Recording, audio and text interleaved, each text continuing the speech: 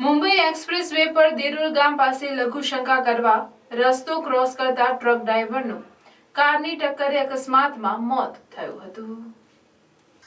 મહેસાણાના વડસમા ગામે રહેતા પ્રવીણસિંહ કિશોરસિંહ ચાવડા ડ્રાઇવિંગ કરે છે। તેઓ ઘરે હતા તે વેળાએ તેમના ગામમાં જમાઈ તરીકે રહેતા રાજુ બજાણિયાએ તેની પાસે આવી જણાવ્યું હતું કે ચાલ તું નવરો હોય તો મારી સાથે ટ્રક પર ડ્રાઇવિંગ કરવા માટે આવ, જે મજૂરી આવશે તે આપણે અડધા અડધા ભાગે વેચી લઈશું। જેથી તેઓ તેમની ટ્રકમાં પેપર રોલ ભરીને પાનોલી અંકલેશ્વર જીઆરડીસી ખાલી કરવા માટે નીકળ્યા।